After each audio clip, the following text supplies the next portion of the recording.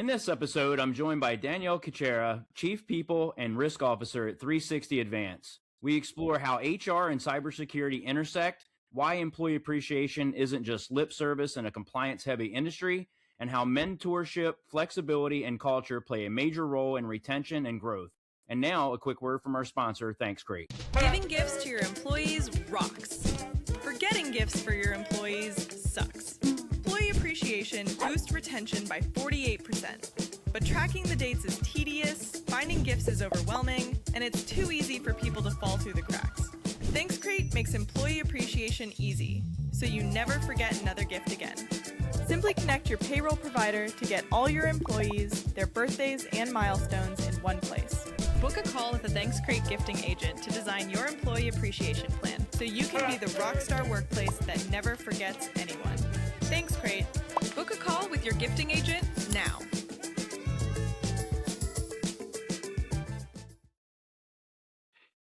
Well, hello. I am with Danielle Kucera today, the Chief People and Risk Officer for 360 Advanced, and we are very excited to be speaking about HR and how it relates to her industry. Danielle, thank you very much for joining us today. I've been excited about this conversation for a while. What you may not know is that I did come out of a security company several times, actually. I worked for Infoblox, and then I went IPO with Forescout Technology. And one of the things that I always found interesting about the industry was that we have to be so serious all the time, right? There's a lot of serious things at stake. The company's culture is a little serious because of the things that we do to help organizations within their business. So it's always interesting to me how you blend that seriousness with a culture where you can still have fun and appreciate employees and do all the things that still matter to real humans.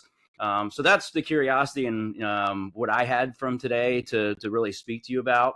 And anyway, it'd be nice maybe to start with you could introduce yourself to our guest and just tell us a little bit about 360 Advance. Sure. Well, thanks, Matt. I'm honored to that you guys were interested to hear anything that I have to say, actually. So I'm really excited. This is actually the first time I've ever agreed to do a podcast. I've always dipped, dodged, ducked, and dived. So to avoid them. Yeah, I have. It's funny because my background is as a CPA, and sometimes we get a little introverted, and you got to stretch the rubber band once in a while.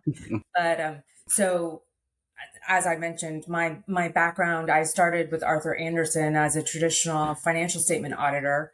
And along the way, met up with Dan Collins, our CEO, and from there, it's just kind of grown. So today, as you know it, we're 360 Advanced, and we focus on cybersecurity and compliance. So it's all the B2B compliance work. The easiest way that I like to explain it is instead of like a payroll processor, an ADP or someone like that, having to give a report to thousands of auditors about their internal controls, they hire us, we come in, we audit one time, and then they can distribute their report to many. Okay. And so a lot of our services are right along those lines. Interesting. I didn't know that fact, actually. I looked into the business and I knew that was part of it, but that is the primary delivery, which does simplify things, especially with companies as they strive to do big things in public markets and do things like that, because that's a very tedious task. So I guess one of the things that you and I had exchanged an email around was the fact that appreciation in these companies really matters. And as you guys have grown the business over the last years and really trying to focus on the employees, I know that you're a real big people person. It's in your title. So why does appreciation for employees matter so much in a compliance heavy industry? Well, I mean, it's our only asset, right? We've got a couple laptops and some other things like that. But if you really looked down, it's our people, because we're professional services. And I was really interested to learn more about what ThanksCrate was doing, because all of the studies, there's too many to name, basically come back to people want to feel appreciated. You can give someone a raise and that makes them happy for a little bit, but if they're in a bad working environment and they're not feeling like they're valued, they're not going to stay. And they're not going to do their best work, and it's not going to be good for anyone. So I really love, we've been using a system called reward builders. Mm. And it's like spot bonuses, and those are fantastic. But what we have been missing is the whole, systematized program Mm. that ThanksCrate offers. And I just think that it's invaluable for any company. Yeah, I mean, I'm working in security. It's, the appreciation in sales, especially, sometimes comes at, it's a day long award where it's you Mhm. got something done, everybody's happy. The next day you kind of go back to, beating your head on a desk to a degree, because it's just an exhausting job. And I think a lot of times when I met with my management, and the reason I wanted to come do this is because we really focused more on like, hey, what are you closing? What's your goal for the day? It was never, and it's okay that we don't get too personal, right? It's the employees can share what they'd like to do on that personal level, but to stop and just appreciate things and like just know that you're, at least needed in an organization sometimes gets lost. And then since COVID, the remoteness of employees, I think one of the stats is 40% of employees have no connection to their workplace anymore. And that's kind of a horrible thought that we spend a lot of our lives working in the way we do, and then we don't have that connection to the organization. Yeah. Um, can you tell me, I guess, how you balance the responsibilities of compliance and people? Like, is that something you have to literally split your time on, or how do you look at that role? Well, my role is ever evolving, and even just the title. When we started, actually, when we very first started the company, we did not have funds to hire, a receptionist or anything like that. So I would change my voice and answer the phone as Daphne, and how may I assist you? And so as the years evolved and we got more formalized and things like that, I realized, okay, we actually have to have real titles.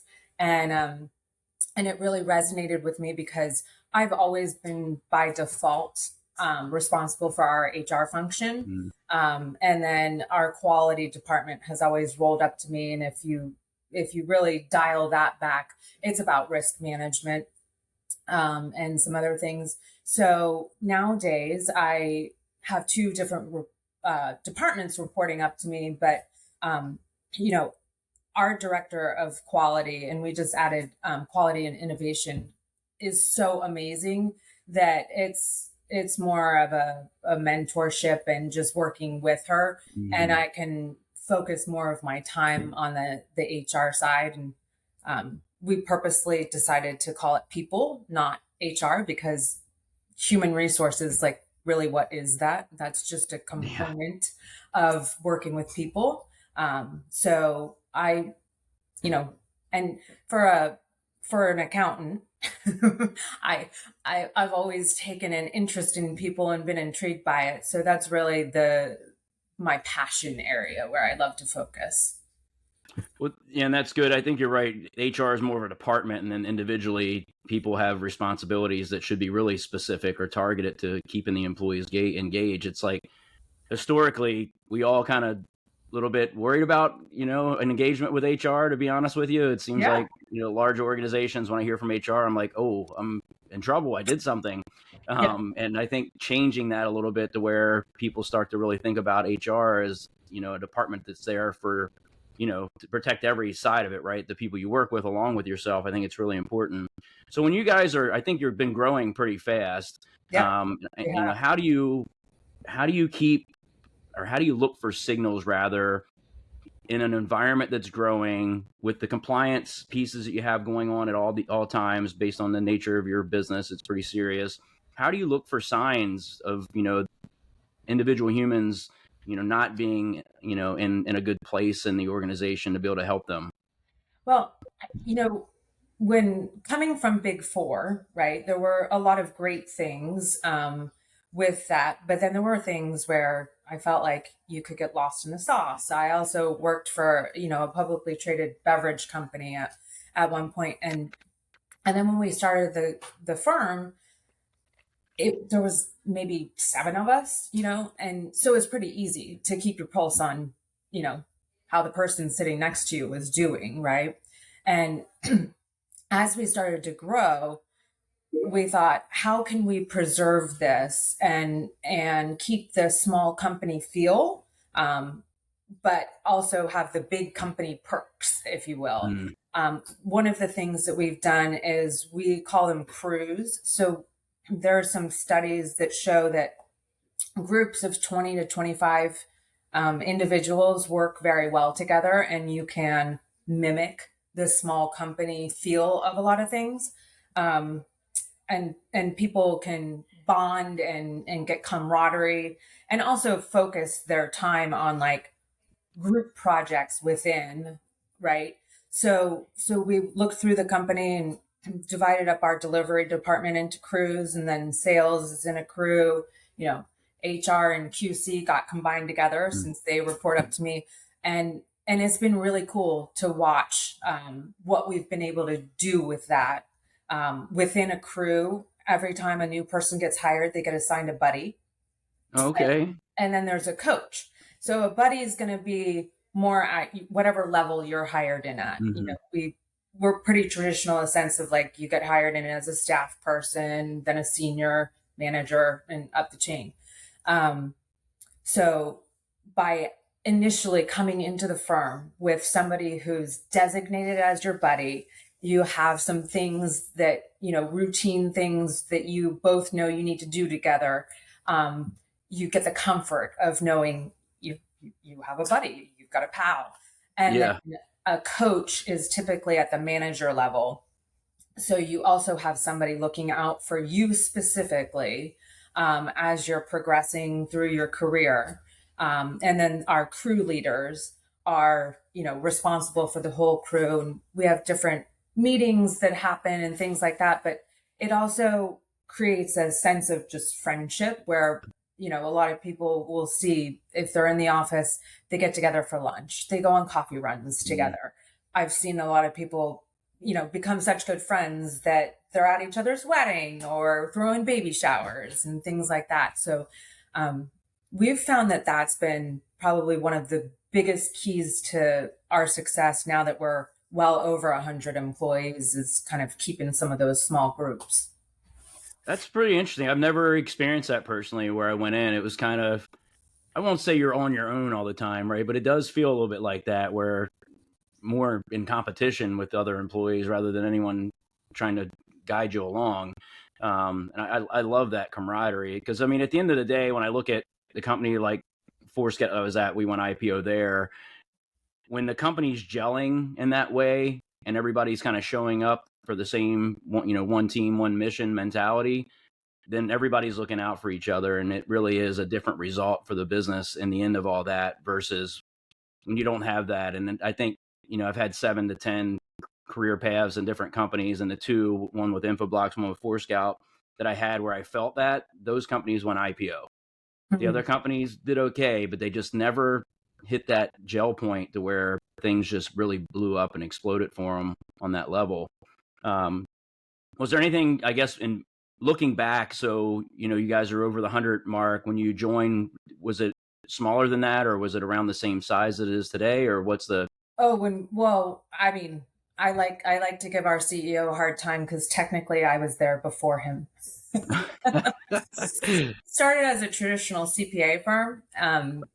The gentleman who I was his intern at Arthur Andersen, and we just kept in touch.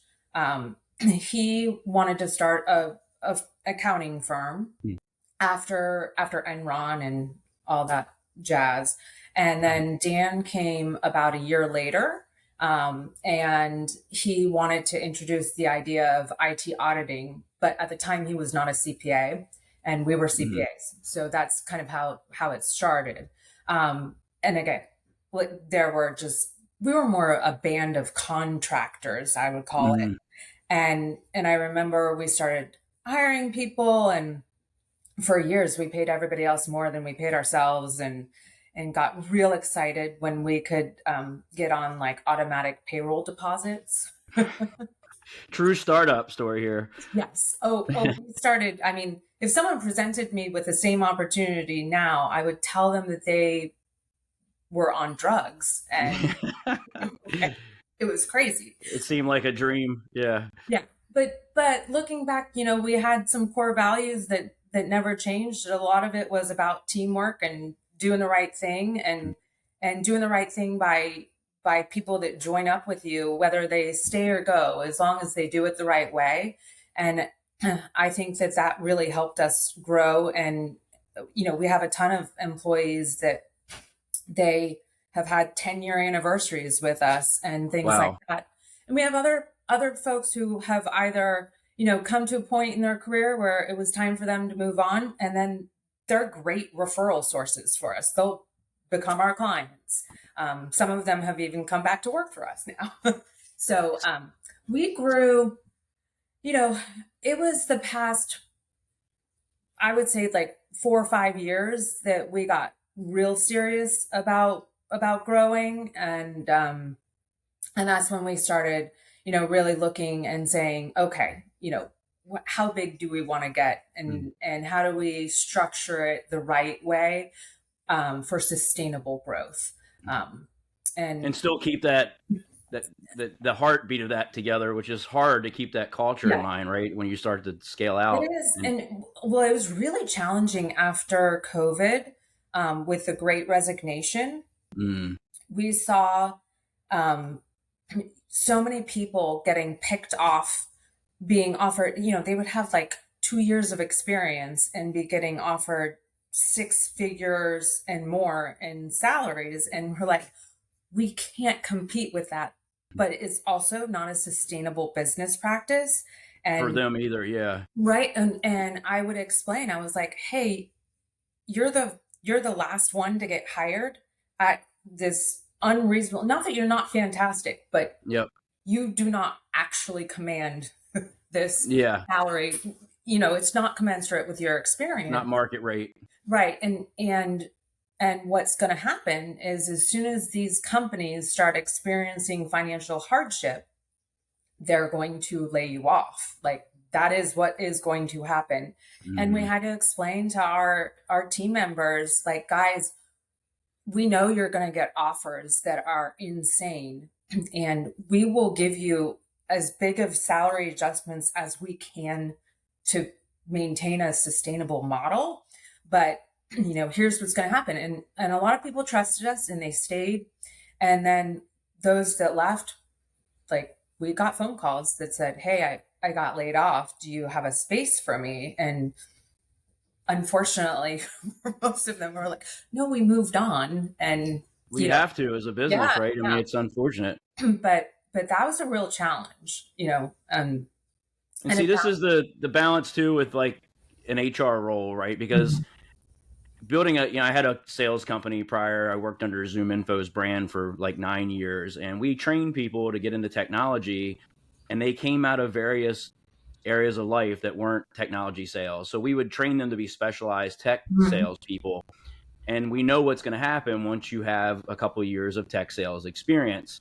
Yep. And that's exactly what would happen. And then for me, I ended up talking about it when I hired people because I knew it was going to happen. But it's Mhm. hard to like embrace this thought of people leaving, but you almost, I do root for them, right? I want them to go make large amounts of money and improve their lifestyle and things like that. And like trying to coach and mentor people that are in the moment of that, it is really difficult to get anyone to listen.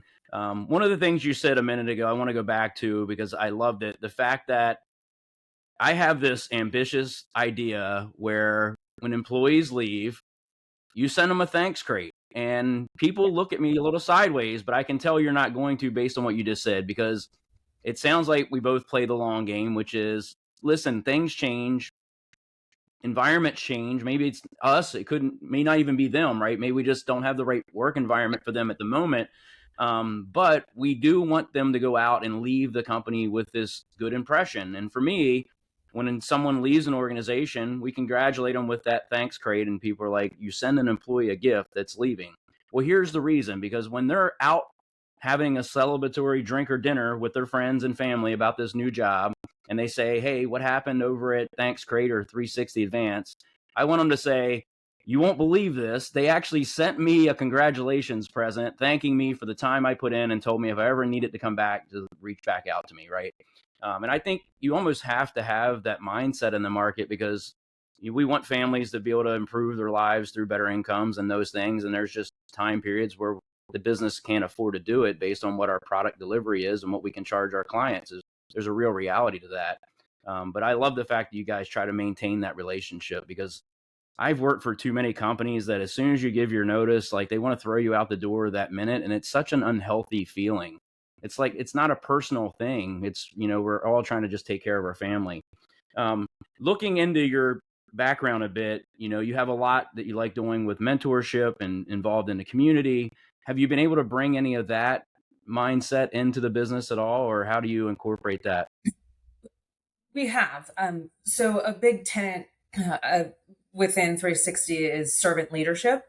Mm. And it was interesting because with mentorship, I've always had, and we talk about this within our Chiefs group too, imposter syndrome. It is a real thing. And for a long time, I always felt like, why would anybody want me to mentor them? I don't know what I'm doing. And, I still, sometimes I'm driving and I look in the back seat and I'm like, gosh, I am responsible for that entire human life back there. And like, there's another one that just went to college. And I'm like, I relate to that very well, Danielle. like, okay, all right then. But, but I thought about it in terms of how much it's meant to me when I've had people be willing to mentor me and just spend time. I think that that's another thing, is that the word mentor carries a lot of weight behind it. And I just think about it as sharing some experiences with people. And as a mentor, I think I've gotten more joy and learned more from the people that I was allegedly mentoring than they've gotten from me. And so I think that living through example, and talking about it, that's the other thing that I think I used to struggle with younger in my career, is I never wanted to sound boastful or like I wasn't humble.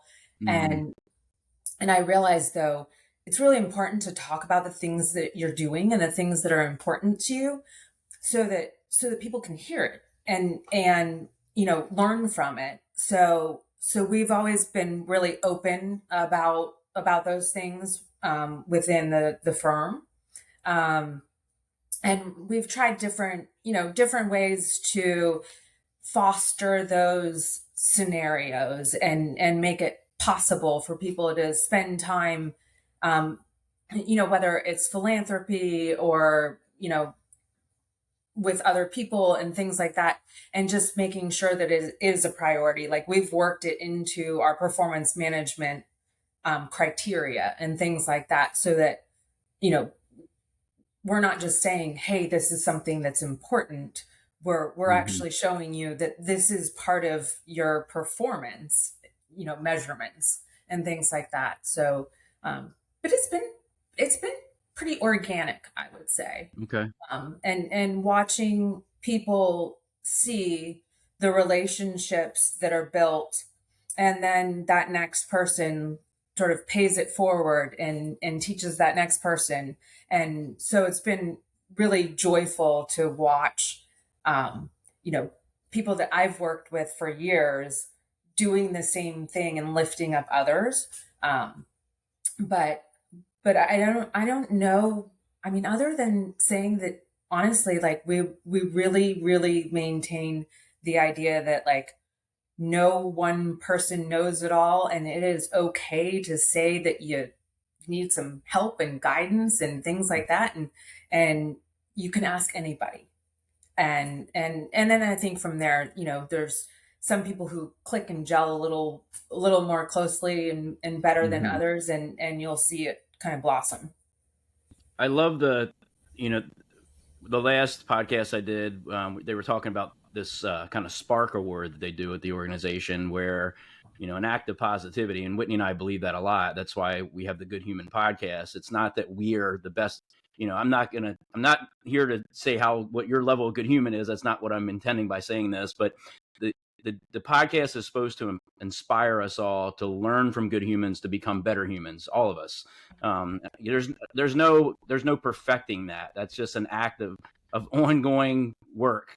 And I think that when you're able to share things, and a lot of it's failure, right? A lot of times we learn things from doing the wrong things. And I had mentorship back in 2008.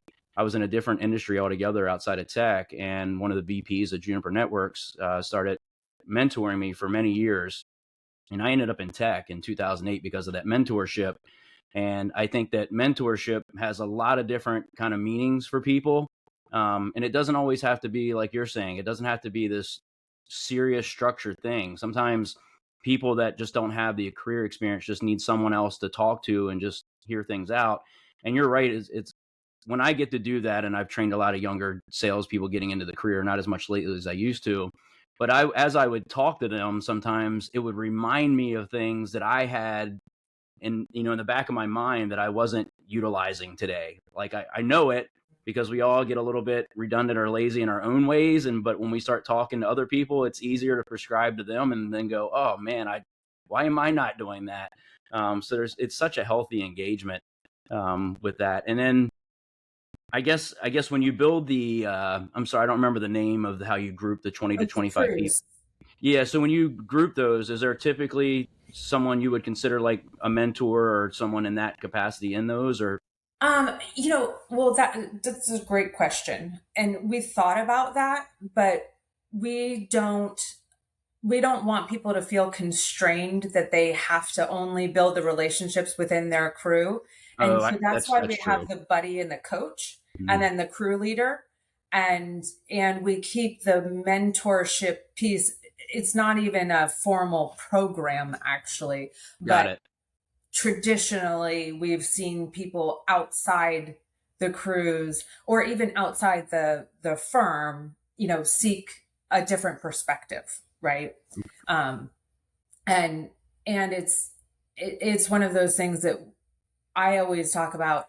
You can learn something from everyone, and it's really funny. I'm so thrilled for her. We have a team member who Dan and I actually recruited her after there was a tech symposium in downtown Tampa. And we went over to the American Social Bar afterwards to have a drink. And we were just kind of going over the day. And Nicole was our bartender. And we were like, hey, we noticed we both have service backgrounds in hospitality. And we were like, wow, she's very efficient and effective. And you could just tell that she's smart. And so we started chatting with her, and she was getting ready to graduate school. And we gave her our information. And of course she was like, oh, do you have a card? And I have not carried cards on purpose for years. If I don't have a card, I don't have to give it to somebody that I don't want to have it.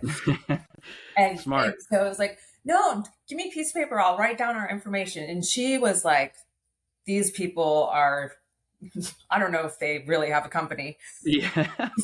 So anyway, we ended up getting in touch and we hired her. And now she is effective January 1st, becoming a director, which is like top tier. And it's just been amazing. But in our exchanges, and she's 17 years younger than me, which I know because she's the exact same age as my baby sister. And when my son was little, he was having some nighttime issues. And she said, this is so strange. And I know I don't have kids, but I read that if you eat a pickle before you go to bed, you won't have any of those potty problems in the middle of the night. And I said, I will try it. And still to this day, all these years later, we joke around that I was like, I'm willing to learn something from anyone. And I'm so happy that you were comfortable sharing, because she was like, Does it work? It does work. Oh my goodness. Yes. That is hilarious. I would have never. Oh yeah. Yeah. I every night right before he brushes teeth, buddy, you want a pickle? And works like a Well, charm. my kids would be easy to feed pickles to, that's for sure. Yes, luckily he loves pickles to this day. But it really highlighted that there is no hierarchy in life of who you can learn something from, and they don't necessarily have to have personal experience with it. They could have picked up a tip from a podcast. Yeah, Super valuable to me, at least. that is awesome. So, uh, building culture, I want to make sure I get this in. So, building culture, there's a lot of different beliefs on that. I'd like to hear maybe some things that you believe around building culture that may be different than the stereotypical things that we hear from the market. And that, I'm hoping a lot of startups and things like that will listen to the podcast. So I'm thinking about companies that are just getting started in a lot of cases, because it's harder to change large organizations, right? But there's a lot of people looking for information, and they go out and hear a lot of the same cookie cutter stuff.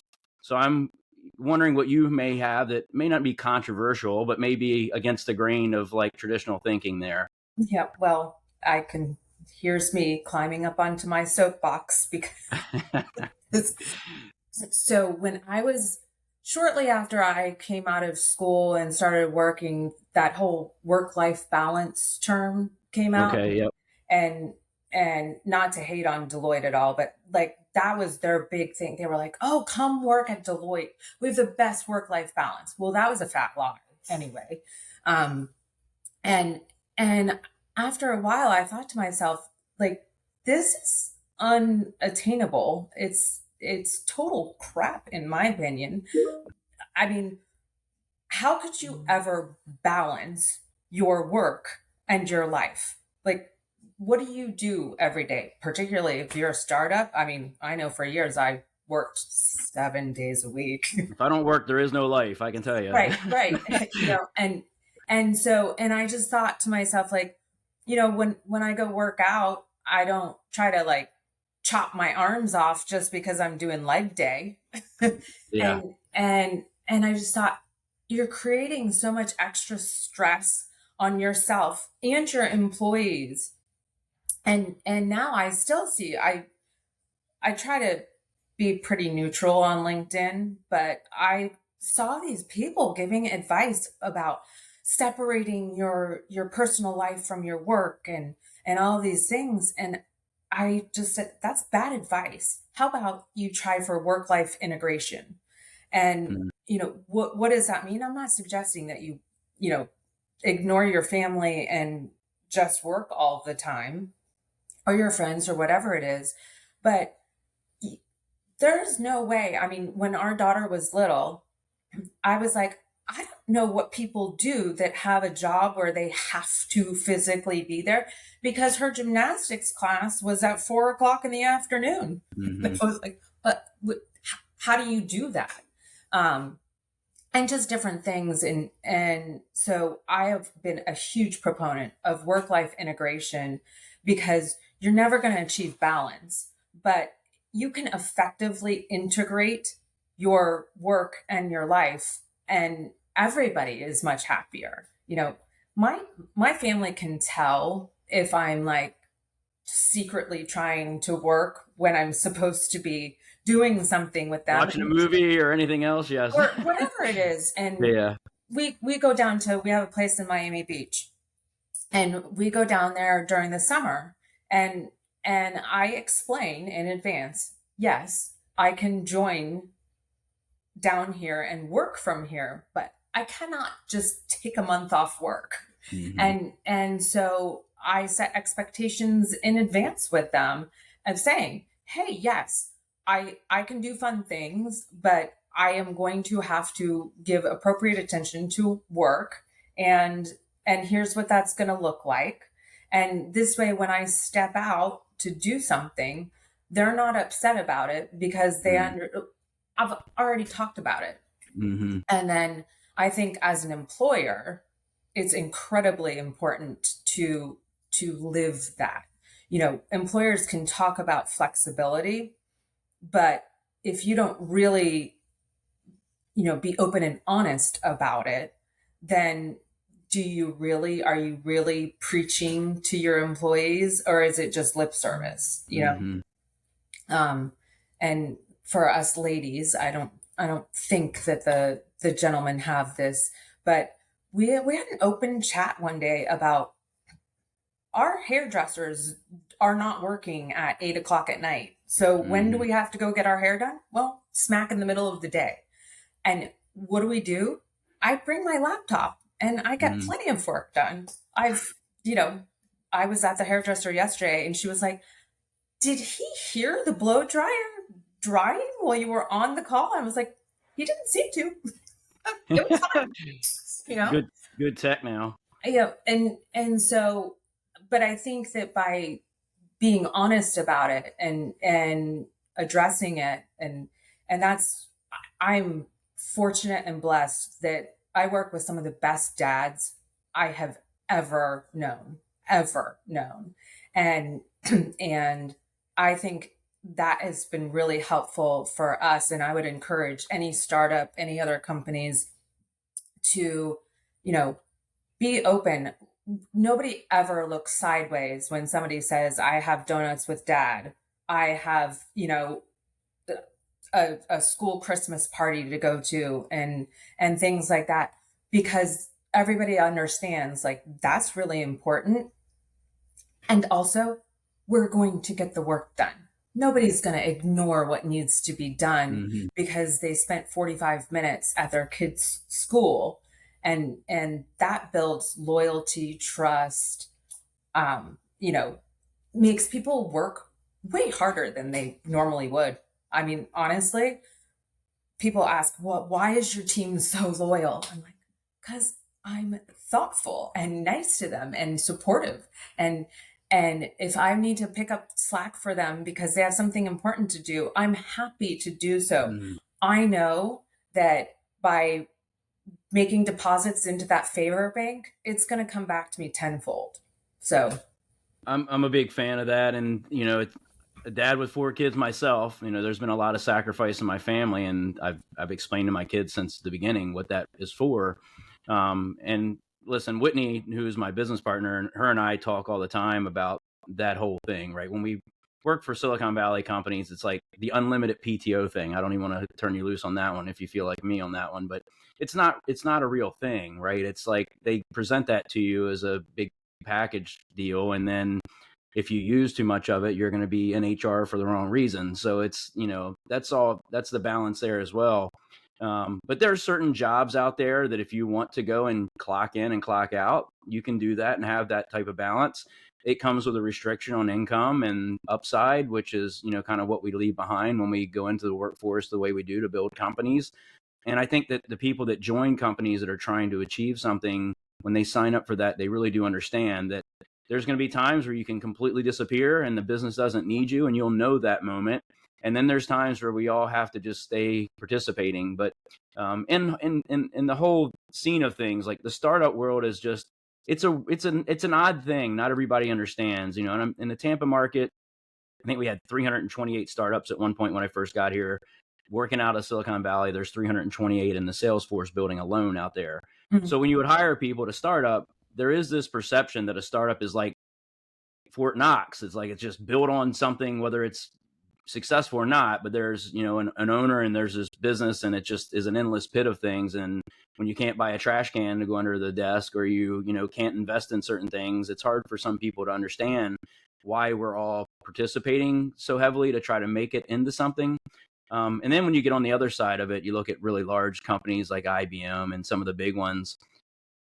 And I've worked inside of those doing a lot of consulting work. And then once they get over on that side, it loses the culture that's there with those people who are kind of working so hard together. And it gets so diluted that for me, it's no fun. Some people enjoy that environment. It's maybe more relaxing. But I enjoy more of what you guys are doing and what I do here. I guess, Danielle, closing out, is there any advice that you would give to other folks that are like either pursuing similar task in life like you have, or that are starting companies that you would leave them with? Oh, wow. That's a tough question. You know what? I think that finding the right business partners and and building that trust with them so that you're in it together, you're in it to win it, and that you'll always do the right thing by people, even when no one's looking, even when it's tough. Mm-hmm. I think that that is a huge key to at least our success. And I think that, building that tribe is what makes it fun, right? And hopefully as you grow through that, then you can have build something that is beyond just the company that you're building, and building that for all of the people who are there that are going to be in a great place even when you move on to your next venture, hopefully with some of your partners that you've built that with. I absolutely love that. And Whitney Marshall and I have been together for 11 years in business. We've had a lot of ventures and worked for companies, and like I learned, not the hard way, but I learned over time that the partnerships you have in the business are more critical than anything. And if you're focused on the money side of it, that may never come, right? You have to really focus on the purpose of the business and what the problems are you're solving, and you have to enjoy that to a degree as well. And Yeah. that is really excellent advice. So Danielle, I really appreciate the conversation today. I know we've taken up a considerable amount of your time. This has been enlightening for myself, and I'm sure for everyone else. I can't thank you enough, and I'm sure we'll talk again soon. Well, thanks so much. It's been so fun. I appreciate you. you inviting me. Thank you.